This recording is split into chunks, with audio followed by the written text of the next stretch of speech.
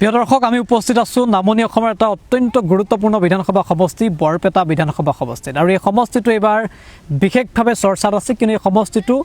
দখলৰ বাবে ইতিমধ্যে ৰণকৌশল প্ৰস্তুত কৰিছে বিজেপিয়ে শাসকীয় দলে এই সমষ্টিটো এবাৰ নিজৰ দখললৈ অনাৰ অপ্ৰাণ চেষ্টা চলাইছে ইতিমধ্যে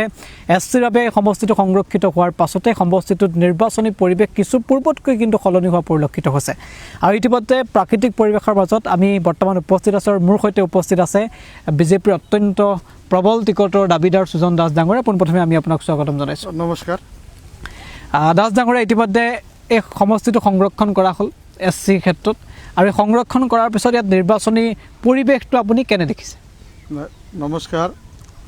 অসমবাসী ৰাইজক আজি আমাৰ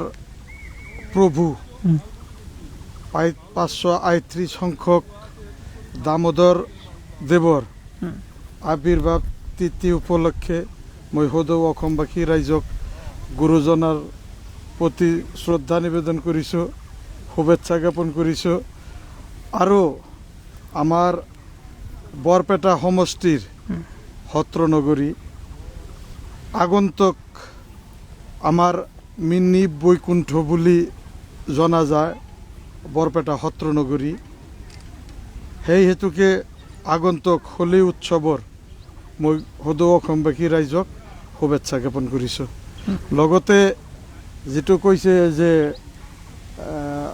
আগন্তুক বিধানসভা নিৰ্বাচনৰ যিটো আমাৰ প্ৰস্তুতি আমাৰ ভাৰতীয় জনতা পাৰ্টিৰ তৰফৰ পৰা বুথে বুথে বুথ পৰ্যায়ৰ পৰা আদি কৰি পৃষ্ঠা পৰ্যায়লৈকে আমাৰ কাৰ্যকৰ্তাই কাৰ্য কৰি আছে আৰু আমি এই সমষ্টিত আমাৰ ভাৰতীয় জনতা পাৰ্টিৰ কমেও 8-9জন প্ৰাৰ্থী প্ৰত্যাশী দিনে নিশাই কাম কৰি আছোঁ আমাক যি কেন্দ্ৰীয় নেতৃত্বই আমাক নিশ্চয় পৰ্যবেক্ষণ কৰি আছে আৰু ৰাইজৰ মাজতো আমি প্ৰত্যেকেই বা মই নিজে সোমোৱাই যোৱাৰ চেষ্টা কৰিছোঁ মই বুথে বুথে গৈছোঁ ঘৰে ঘৰে গৈছোঁ আমাৰ বুথ বিজয় অভিযানত আমি ৰাইজৰ চোতালে চোতালে গৈছোঁ আশীৰ্বাদ লৈছোঁ আৰু আমি জানিব পৰা মতে আমাৰ ডক্টৰ হিমন্ত বিশ্ব শৰ্মা ডাঙৰীয়াৰ নেতৃত্বত আগন্তুক 28 ফেব্ৰুৱাৰী তাৰিখৰ পৰা যিটো আশীৰ্বাদ যাত্ৰা উলিওৱা হ'ব সেই যাত্ৰা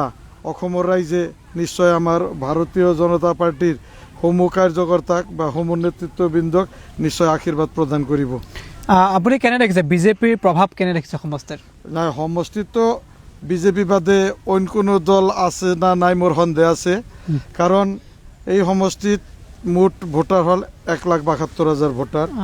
1,72,000 ভোটাৰৰ ভিতৰত আমাৰ 1,42,000 যিটো আমাৰ হিন্দু ভোটাৰ বুলি কয় আমাৰ ডক্টৰ হিমন্ত বিশ্ব শৰ্মা ডাঙৰীয়াই যিটো আমাৰ মেইন পুঁজি ধৰি লৈছে যে আমাৰ হিন্দু ভোটাৰ বা আমাৰ সনাতনী ভোটাৰ 1,42,000 ভোটাৰ আছে আৰু যি 30,000 আমাৰ যিটো মুছলিম ভোটাৰ আছে সেই মুছলিম ভোটাৰৰ মাজৰ পৰা আমাৰ বিজেপি দলৰ কমেও 60% আমাৰ বিজেপি দলৰ ভোট আছে আৰু সেইকাৰণে আমি সমষ্টিবাসীয়ে বা মই নিজে দৃঢ় বিশ্বাসী যদি এই সমষ্টিত আমাৰ বিজেপি দলৰ প্ৰাৰ্থী হয় হয়তো প্ৰাৰ্থীজন মই হওঁ বা অইন কোনোবাই হয় এতিয়া ঊৰ্ধ্বতম কৰ্তৃপক্ষই যাৰ কাৰ্যত বা ৰাইজে যাক সমৰ্থন কৰিব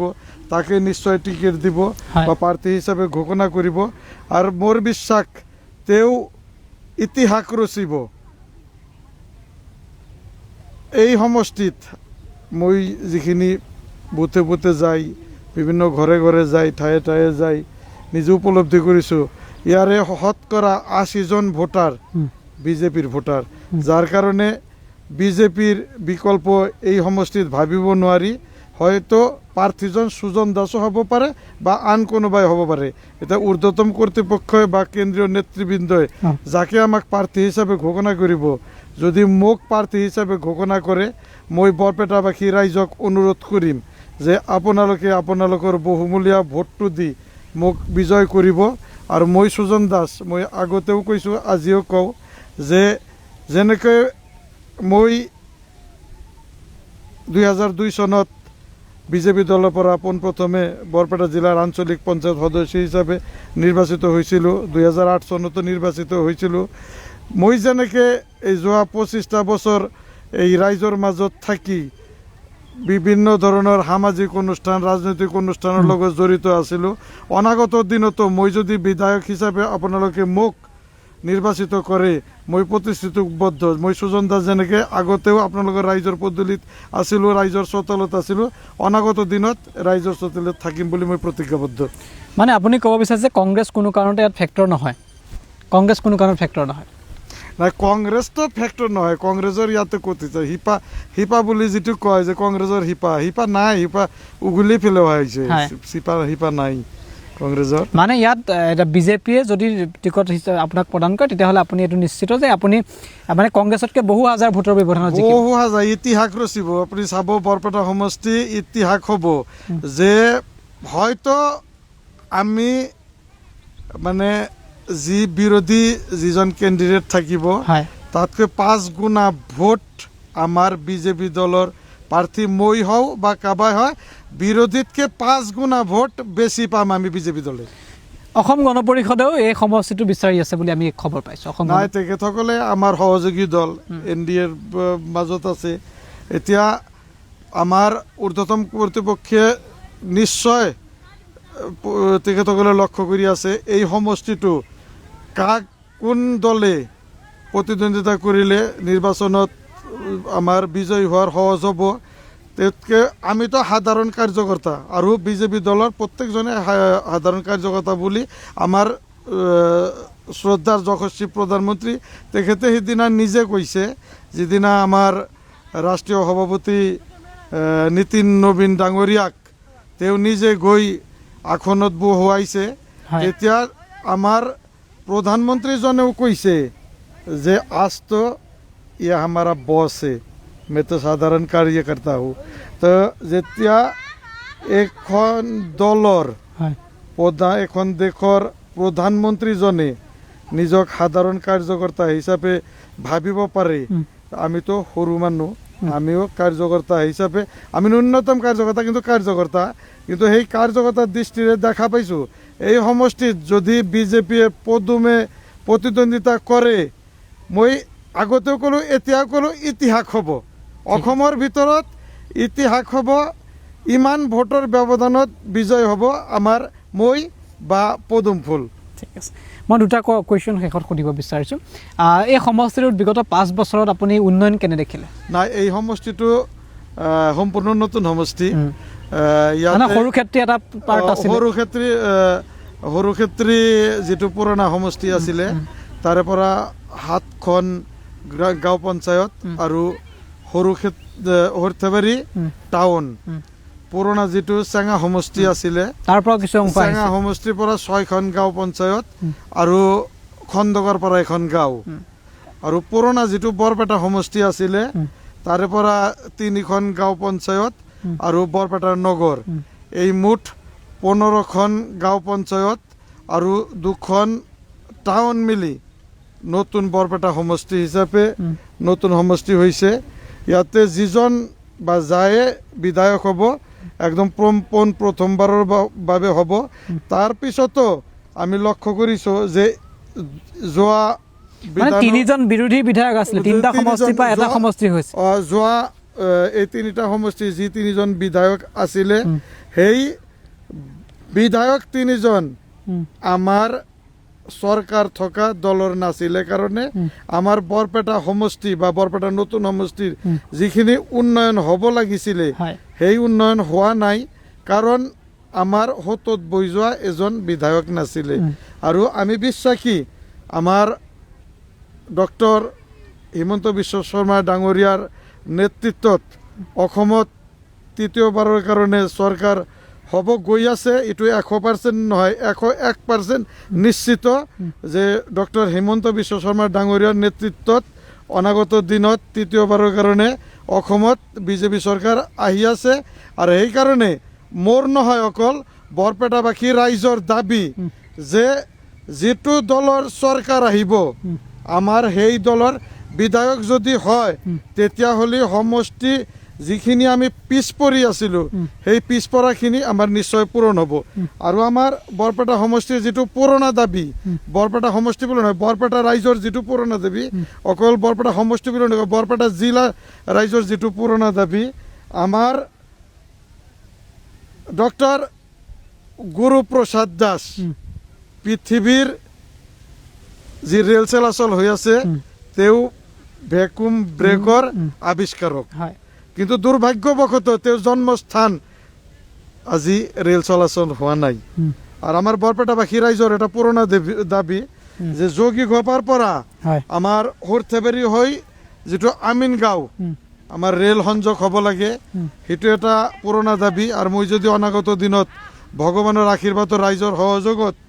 যদি বিধায়ক হিচাপে হ'ব পাৰোঁ সেইটো সবল কণ্ঠে মই দাবী উত্থাপন কৰিম আৰু আমাৰ ডক্টৰ হিমন্ত বিশ্ব শৰ্মা ডাঙৰীয়াই ঘোষণা কৰিছে যে আমাৰ আমিনগাঁৱৰ পৰা যিটো বৰপেটা হৈ হাউলি যিটো দ্বৈত পথ হাইৱে নিৰ্মাণ হৈ আছে কাম চলি আছে তে এই ৰাস্তাটো 427 নম্বৰ হাইৱে এই ৰাস্তাতে ইমান গাড়ী চলাচল কৰে সেই দ্বিতীয় লাইনযুক্ত ৰাস্তাই সম্পূৰ্ণ চাফিচিয়েণ্ট নহ'ব আমাৰ এই ৰাস্তাখন নিশ্চয় 4 লাইনযুক্ত ৰাস্তা এখন লাগিব পথ এখন লাগিব যাৰ কাৰণে মই যদি অনাগত দিনত বিধায়ক হ'ব পাৰোঁ এই ৰাস্তাটোৰ হৈও মই সবল কণ্ঠত দাবী কৰিম আৰু আমাৰ এই অঞ্চলৰ আটাইতকৈ ডাঙৰ সমস্যা হৈছে গৰাখহনীয়া সমস্যা আমাৰ প্ৰভু হৰিদেৱ আমাৰ 4 গুৰুৰ জ্যেষ্ঠ গুৰু প্ৰভু হৰিদেৱ স্থাপন কৰা আদি সত্ৰ বহৰী সত্ৰ এই বহৰী সত্ৰৰ 500 মিটাৰ দক্ষিণেৰে আমাৰ মহাবাহু ব্ৰহ্মপুত্ৰ বৈ গৈ আছে আজি ব্ৰহ্মপুত্ৰ নদী 10 মিটাৰ দূৰতে মথাউৰিখন অৱস্থিত হয় আজি স্বৰ্গদেউ শিৱসিংহই নিজে স্থাপন কৰা যিটো ডক্ৰেশ্বৰ দেৱালয় সেই ডক্ৰেশ্বৰ দেৱালয়ৰ 50 মিটাৰ দক্ষিণেৰে মহাবাহু ব্ৰহ্মপুত্ৰ নদী বৈ গৈ আছে কেতিয়াবা তাৰ কাষেতে যিটো আমাৰ মথাউৰি অৱস্থিত আছে কেতিয়াবা এই ব্ৰহ্মপুত্ৰ বাৰণী পানীয়ে ভাঙি যোৱাৰ মানে অৱস্থা হয় বা 1 বা 2 বাৰ ভাঙি গৈছেও কিন্তু অনাগত দিনত যদি এই ব্ৰহ্মপুত্ৰৰ গৰাখহনীয়া প্ৰতিৰোধ কৰিব পৰা নাযায় তেতিয়াহ'লে প্ৰভু হৰিদেৱে স্থাপন কৰা আদি সত্ৰ আৰু আমাৰ স্বৰ্গদেউ শিৱসিংহই নিজে হাতেৰে স্থাপন কৰা যিটো ডক্ৰেশ্বৰ দেৱালয়ৰ ভৱিষ্যত হয়তো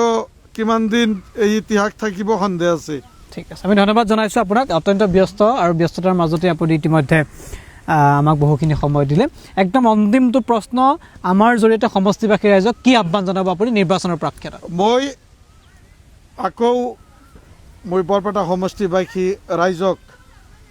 মই হাত জোৰ কৰি অনুৰোধ কৰিছোঁ যে আমি বৰপেটা সমষ্টি 8 জন হওক 10 জন হওক যাকে আমাৰ বিজেপি দলৰ পৰা আমাৰ কেন্দ্ৰীয় নেতৃত্বই প্ৰাৰ্থী হিচাপে ঘোষণা কৰিব মোক যদি প্ৰাৰ্থী হিচাপে ঘোষণা কৰে মই বৰপেটাবাসী ৰাইজলৈ বা বৰপেটাৰ ভোটাৰসকলক হাত জোৰ কৰি অনুৰোধ কৰিছোঁ মোক আপোনালোকৰ বহুমূলীয়া ভোটটো দি বিজয় কৰিব আৰু মই প্ৰতিশ্ৰুতিবদ্ধ মই সুজন দাস যদি আপোনালোকে মোক আপোনালোকৰ বহুমূলীয়া ভোটটো দি বিজয় কৰে মই সুজন দাস যেনেকৈ এতিয়াও আপোনালোকৰ বুথত আছোঁ চোতালত আছোঁ ঘৰে ঘৰে আছোঁ মই বিধায়ক হোৱাৰ পিছতো মই আপোনালোকৰ চোতালত থাকিম বুথত থাকিম মোক বিচাৰি গুৱাহাটীত যাব নালাগে মোক বিচাৰি বহৰীত আহিব নালাগে মই প্ৰতিশ্ৰুতিবদ্ধ মই আপোনালোকৰ চোতালত থাকিম আকৌ এবাৰ অসমবাসী ৰাইজক মই অনুৰোধ কৰিছোঁ যে অহা 2026 চনত ডক্টৰ হিমন্ত বিশ্ব শৰ্মা ডাঙৰীয়াৰ নেতৃত্বত অসমত তৃতীয়বাৰৰ কাৰণে চৰকাৰ হৈ আছে সেইকাৰণে মোৰ তৰফৰ পৰা পুৰা অসমবাসী ৰাইজকে অনুৰোধ কৰিছোঁ যে আপোনালোকে বহুমূলীয়া ভোটটো দি আমাৰ বিজেপি দলৰ যিটো সমূহ প্ৰাৰ্থীকেই বিজয় কৰিব বুলি আশা ৰাখি আকৌ দামোদৰ দেৱৰ চৰণত প্ৰণিপাত জনাই মই ইয়াতেই সমাপ্ত কৰিছোঁ। ধন্যবাদ। ধন্যবাদ জনাইছোঁ। প্ৰিয় দৰ্শক, এয়া আছে সুজন দাস ডাঙৰীয়া, ইতিমধ্যে সমষ্টিটোৰ পৰা তেওঁ টিকটৰ প্ৰবল দাবীদাৰ বিজেপিৰ পৰা, আৰু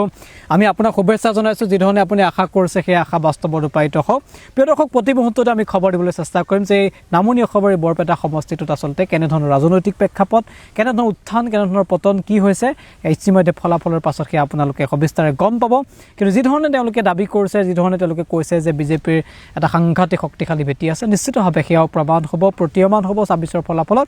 আৰু এই অনুষ্ঠানৰ পৰা মই নেত্ৰজিৎ বৰা বিদায় লৈছোঁ। ধন্যবাদ। বিয়া, জন্মদিন বা আপোনাৰ যিকোনো বিশেষ অনুষ্ঠানৰ বাবে one stop solution Ambience banquets. আপোনাৰ প্ৰতিটো অনুষ্ঠানৰ বাবে এটাই শ্ৰেষ্ঠ স্থান, Guwahati's finest and luxurious banquet hall. Ambience banquets, perfect for every celebration. For booking, contact 7099013417 or visit 5th floor above Reliance Centro, RG Burwa Road, Guwahati.